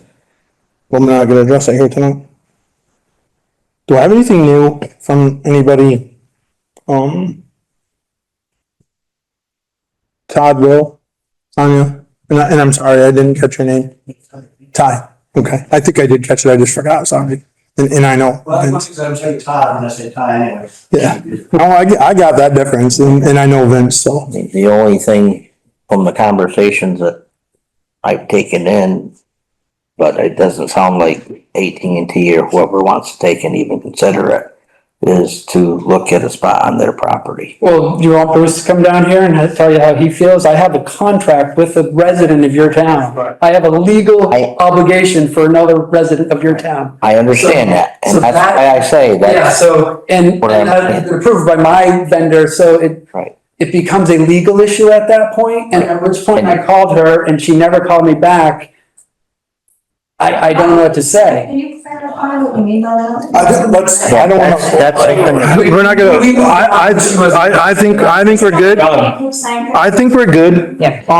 And I think we're gonna move on. Yeah. I think we've heard, I think we've heard everything that we need to at this point.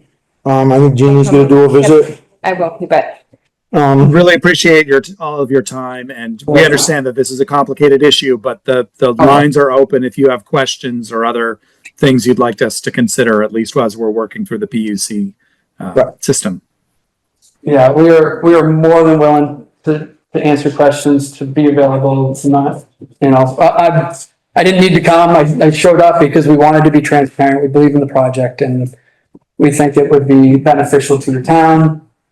If it gets permitted, we are here with a $0 lease the next day saying, can we help you guys out? And if it doesn't, then, we're right back there. We're not going away, right? So we're gonna be here working with you guys and trying to solve your problems. Somewheres. Yeah. Thank you for your time. Thank you for sitting through the Thank you. long beginning. That's fine. Good luck with the celebration. Thank you. Thank you. Thank Yep, thanks, Todd. Thank you. Okay, Pownal Youth Sports request for field upgrades, discussion and possible action. Okay, forgive me, this is not about long meeting already. I know, sorry. I have met with Colby, who is here, and Jen, and I just have some formalities to sort of discuss with the board quickly. So the Pownal Sports has requested some upgrades to the field. And after hearing their requests and some other things, I met with the insurance provider, who then sort of said, ooh, we need a written agreement, even though that is something we were kind of hoping we could avoid, because verbal is great, and we have a great relationship with Pownal Youth Sports. However, for insurance purposes and even grant purposes, that ownership of the field has to be defined, and the agreement would define who carries insurance and all those things. It would also define who is responsible for upgrading bleachers and dugouts and fencing. We also got an estimate for moving the line back, having our contracted I'm looking for, of Gardner's Lawn Care. They provided us an estimate to bring the line back and cut the brush on the neighbor's property, not the neighbor's property, but bordering the neighbor's property. And that was an estimate of $2,500. The parking lot, we thought would be a quick, easy, the town crew can put a parking lot in, not so much. We need to do permitting, the size of the parking lot they want, it will cost quite a bit of gravel, so there's costs associated. So with all of that said, my request is, to work with the LCT and our lawyer to do a final approval of an agreement, to meet with Pownal Youth Sports to try to hash out this agreement and then come back to the board once we have a legal formal agreement. And then I know Parks and Rec is really hoping to purchase the sign with this fiscal year's budget. I'm willing to help them do that, but I'm not sure that we have even named the field. So I'm not sure on that part of it. Well, I think based on other issues, we certainly need to have an agreement about ownership. It's responsible. Yes. Yes, and Right, and I think there's. Self-interest of both parties. Right, I think there's a lot of things going on here. I think upgrading the parking lot, I think it probably is needed, but I think we got a drainage problem. Okay, because if you raise the parking lot, you're not raising it above Route 346, but you're gonna raise it up where all the water's gonna go to the dugout in the field area. And until you do something with that, raising the parking lot is probably not one of the better ideas. Because now the kids can wear slimmies while they're playing baseball. I mean, the permitting and everything is. That's right. It's all costly, so the idea is that possibly we could apply for grant funding, and Jen does have a grant in mind. But before we can even go there, we need this. Gotta have the other.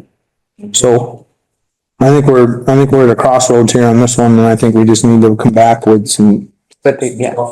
But do we, But I'm just looking for approval to have an agreement. start on agreement and to work with Pownal Youth Sports and Jen to sort of, to do this. Mike, may I speak to the? Sure. So the parking lot in between the sheds, we don't wanna per se raise it, just make it a gravel area. Well. Yeah, it's kind of keep it, not you know, that dig easy. it out 6 inches. Joel was talking, digging it down 6 inches. I talked with Joel about this. I think there's a lot of issues by digging that out and a lot of things that you gotta go through, not just dig the grass out and the sod, right? You gotta dig safe it, you got wires buried in there. I have checked with the contractor that installed that years ago. but you still gotta. Says they are 18 plus inches, but. Yeah, until you get in there with an excavator and you gotta pick up wires, and now you're running conduit and you got an electrician and you got a whole ordeal. Yeah, The biggest, I can tell you they're 24 inches deep, you gonna believe me? shit. Wait until I see it. Yeah. The biggest concern that we have is the encroachment of the, shrubbery on the line, and then the the safety and insurance of the, grounds meetings. So even when you talk about the bleachers, whose responsibility is it to fix those bleachers? They do need to be upgraded. I don't know, is it the town's job to pay the 5,000 plus to replace bleachers? Or not? I don't know. That's totally up to the board. I gotta be honest with you, I mean, I'm sitting here at this point right now, I spent a huge portion of my younger life on that field between the years that I played and the years that I coached Hannah, which was a significant portion of my younger years. I coached baseball right up through 2011 when my son graduated from school. So I gotta tell you what, if we got a set of bleachers down there because it is town property and those bleachers are not safe, but we need to go get them out of there. They're not safe. We need fencing on the backside and on the sides. Anything over 30 inches needs a railing. It needs a railing, so they're not safe. So I think that this town, we need to have our road crew or whoever, I hate putting stuff on Joel's shoulders. We need to get those bleachers out of there and people, when they come to watch the game, they sit in a chair and they bring their own chair. You could also take fencing, chain link fencing, and wrap the backside in for the last the top three. Yeah. Benches. But are the seats safe? Is the seating area safe? Everything does look like it's sound. It's like still holding up. It's just the insurance said anything over 30 inches. So I mean, look, I ran that thing, Colby, forever. I ran 3 teams down there, and you know what? We did stuff ourselves. If you need railings on those bleachers, then get a bunch of parent volunteers, put railings up. Or get them out of there. We're trying. I understand that. How many kids you service in baseball? This year, we're maybe 35. How many kids you service in soccer? 10. Okay.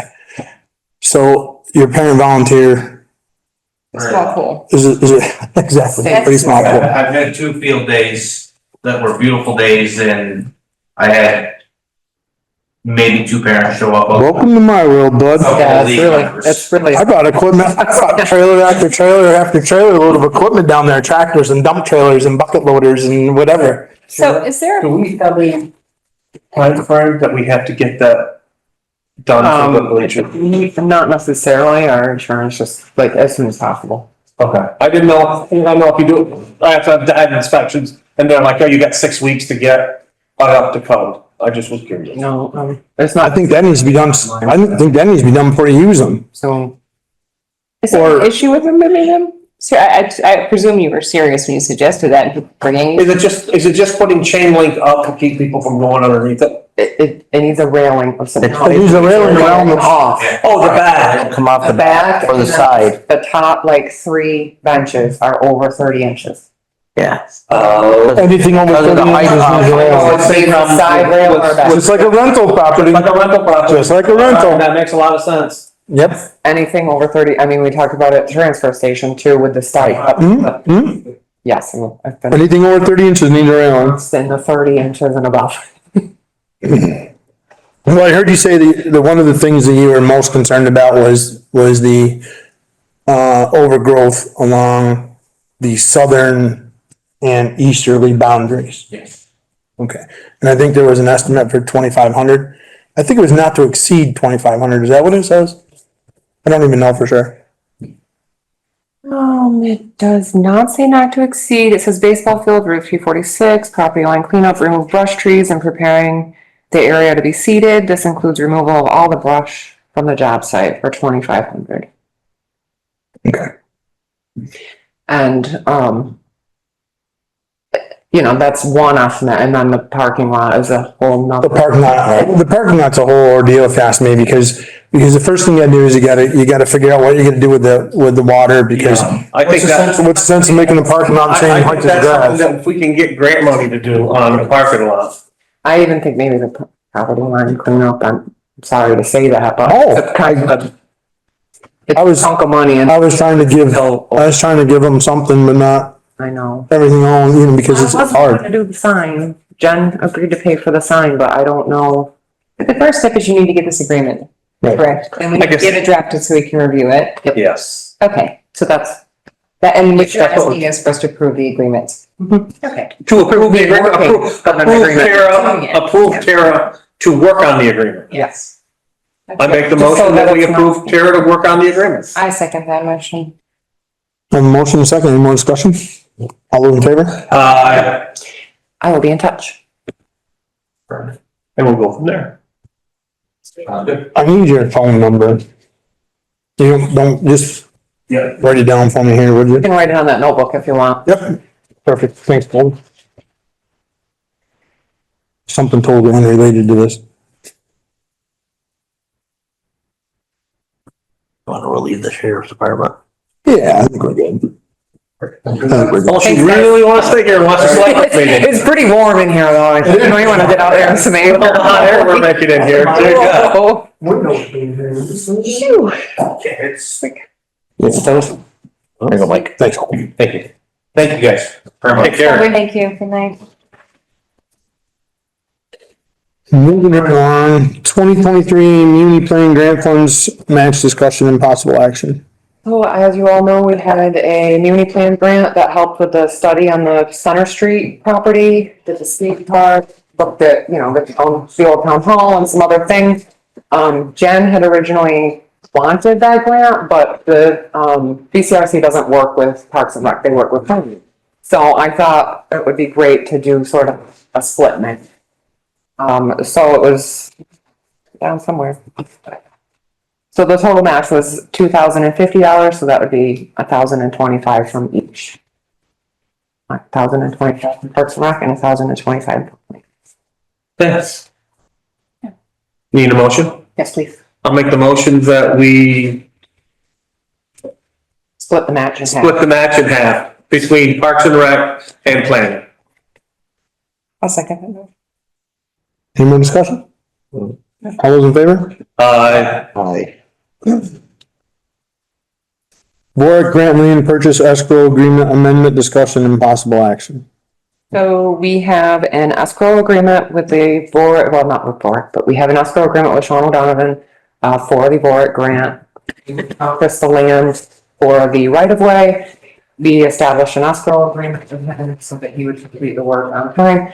We have not gotten our Act 250 approval yet, so he cannot start the work. So it is our fault, sort of, that he's not able to meet the escrow agreement and he's willing to amend it if we increase it by $5,000. What is the warrant right now? It's $20,000 that's remaining in escrow. It's just an He escrow. wants to increase it by $5,000, and I do have it in the grant to cover it. You do have it in the grant. I That's do not still coming out of have it our in the general grant. fund. No, it will not come out of the general fund, it will come out of Boric. What's the delay? What happened? I'm waiting for Act 250 approval, Okay. And what are the, in review. just so, I already know the answer to this question, but what are the ramifications if we don't approve the $5,000 increase? We might have a hard time getting the work done to build the road and our logging road up in as a right of way and the parking lot. He's building all three. Just want people to know. Yep. Without, just want to be transparent. Yep.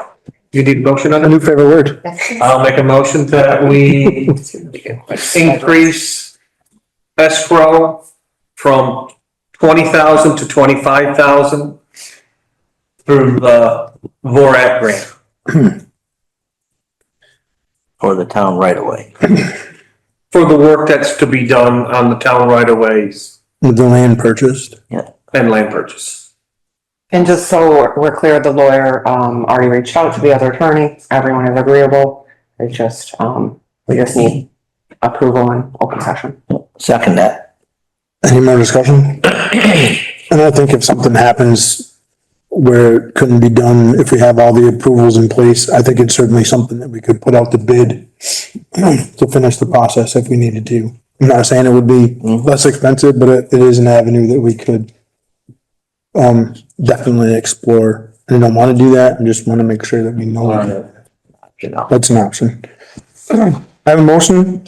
Second, all in favor? Aye. Town clerk digitization. Oh, I got it. Mapping expense request. That's a tough one. I'm glad I didn't- I usually blow that one every time, but I was really working hard on that one. So Bridget's been working with Julie. She scanned the entire map box. It's safe. So there are tons of other maps. And Wendy sort of hasn't had use of the scanner yet because Bridget's been using it. And now that Wendy is ready to start scanning, Bridget knows the process. She knows the table of contents that Julie has worked out with her. You all approved 12 weeks of Bridget doing the mapping. They stuck to budget. Julie told me today she has a budget spreadsheet, which is working great for them. They put in the hours that she worked and that stuff. So we're just looking for approval to get the rest of the maps scanned in so we can get them to the cartographer. And Bridget will work with Wendy and show her the process and the things. And then it's easier because there's tape and stickies on every map and there's been a lot to it. If they're working together, they make a great team, and it takes the pressure off of me to have to do any IT stuff because Bridget doesn't mind working with the IT and figuring out issues because for some reason that printer just has issues all the time. Well, you're putting through all sorts of different materials through that. And it's, some of them are taped and like the sunlight hits it the wrong way. It's quite interesting. It's been pretty interesting. What's the increase in budget for that? So it wouldn't necessarily be an increase. Julie has a digitization fund that a certain amount per page that's recorded goes into this fund to digitize our records. So maps are certainly part of the records, and she has to keep things, for example, like our tax property maps, town view maps. She has to keep those for a really long time, so she can digitize them. She can then take them out of the safe and they can get boxed and then put in the basement. And it'll organize the safe a little better. Because you're not throwing stuff away. You're digitizing it, boxing it, putting it in the basement where it can be stored, but you can also Under the church. access it. Under the church. We have lots of stuff under the church. I know we do. Yes, we do.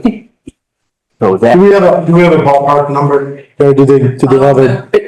We didn't because we figured that would be really hard and that's why I kind of questioned a little bit. I said, well, how did you do with the last, the 12 weeks that you were given? And that's when she showed me the spreadsheet, which I was happy with. And there's a lot of maps that she scanned. There's a lot of maps and I can attest to they are not easy maps. And sometimes when I hear her send them through, I'm like, oh, I started so bad because it's like, Well, because they're maps that have. It's like really. They're really old. the older They one. haven't been stored quite properly. This isn't nothing on. No, it's not Julie, nothing on. but this is, 100-year maps that are 100 years, they get bounced around. Exactly. So you gotta tape them and kind of, please go through and not have any problems. So I feel like my brain at this point is just kind of a little bit in a brain fog. So I guess I'm trying to figure out, so then what is the expense request being made? She's just requesting that we turn around and do the rest of the. Well, so Use the. let's bring Jeannie up to speed. We, before you became a board member, we voted to have Bridget work with Julie on doing the digitization 2 times of the maps, and we had a certain number that we put out, and I apologize, I don't remember what that was. And right now we have come to that number. Okay. Budget wise, but it's not even in the budget, it's in our digitization fund 3 times. Even the tire land. And there's. So we're asking to increase that number out of that fund to keep Bridget working. Great, that's great. We have close to $20,000. We have, so Thank you. do we do a number or do we digitize the maps? And just observe, I mean, I'll say that to the board, since we're the ones voting on it. Which way do we wanna do with this? I mean, frankly, why don't we just say, get the maps done? Well, I think there's a couple things here, Kyle. So I agree with getting the maps done. Okay, and I do. But I think part of that is our assessor's job, not just Julie and Bridget. Am I correct in that statement? Yes. But the maps are the purview of The town clerk has established a table of contents Mm-hmm. that she works within, that works within our other systems, and that will just make sense. Mhm. Yeah. So, Keep the cone system. so Wendy will basically be taught the system, Well, that's why I was working with Bridget. That's why I was going with it. So I think we want to be very careful that we're not going to create a permanent position No, for Bridget Yes. or anyone else for that matter down the road. This technically falls under someone else's Purview. purview thank you. And, but then if it's budgeted, if it's a budgeted item and it falls under that purview, why are we divvying money out? Because it falls underneath their purview. well, I think so what I'm hearing is that the position that should be doing this is struggling with doing it right now. So we're looking for some help and some training Yeah, it's not training. from someone who Yeah, I don't. seems to understand it. Humbling, I don't think she's been given the chance yet. Well, there you go. I'm sorry. And that's absolutely. She hasn't learned it She yet. hasn't been given a chance to learn, so we can't say that she's struggling because she hasn't been given a chance. So what I think is, and I know exactly what you're saying. So do we say, okay, here's $3,000 or $5,000 or $2,400? Or just get the damn job done and just, and have them both work on it. I agree with you. Have them both work on it. Or not to exceed. Maybe not to, that's fine. Do we put that? I just want level, so then come back to it? So I want the How much did person, we spend last time? I think it was like $2,000. yeah, I don't think it's a lot of money. You think it was more? I think it was like $4,000 or something like that. I know, I think it's irrelevant. Let's go with a number, right? Not to exceed a certain number. We have how, 20 in the account? Let's go now, let's say you use $5,000 and then come back. Well, let's hopefully you're not cleaning. But those maps are gonna go back, but those maps are gonna go Should be quick. done. Yes. What maps are we talking about that they're gonna get scanned now? She said everything, so, Correct. the survey maps that haven't been sent to a cartographer, but then also that huge map, that gray map box. Yeah. All of those, there's maps downstairs still in the They're not big there. map drawer thing that came Not from that the many, old I've been town through that. office. But are we doing the Mylars?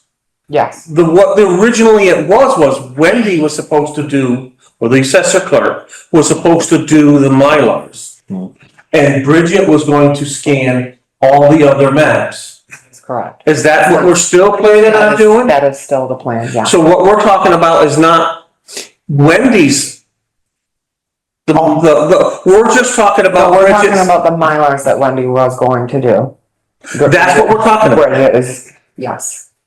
Let's make a motion not to exceed $3,000. I would move not to exceed $3,000. And if you need to come back for more, let's have that conversation. Mm-hmm.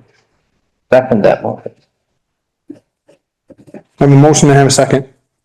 All those in favor? Aye. Aye. I'll say aye, but I'll hold my reservation. I think we should put some more in there, but. We can come back. All right. And I'd like that. Because I'd like that. somebody might have learned the process. That's by right. then, No, that's right. and they That's my can whole, do it. that's my whole. Spreadsheet. Yeah. Just Mm-hmm. We'll definitely get the job done. that way, That has to be done, so. Yeah. there's some training done. Okay. I'll entertain a motion to enter executive for personnel. So move. Second. And we're gonna be so fast. Yeah. Any discussion? All those in favor? Aye. Recording in I'll progress. second that. Any discussion? All those in favor? Aye. I'll entertain a motion to give our administrative assistant the agreed upon raise when we hired her upon completion of the course in Vermont business. I'll make that Something motion. to effective immediately. Second it. So you got it. I have a motion to have a second. Any discussion? All in favor? Aye. Okay. Any public comment, Hannah? No hands are up. I'll entertain a motion to adjourn, I'll make that motion. finally. Second it. Any discussion? All those in favor? Aye. Aye. Thank you guys for a great meeting tonight. Long one, but it was a good one. Yeah.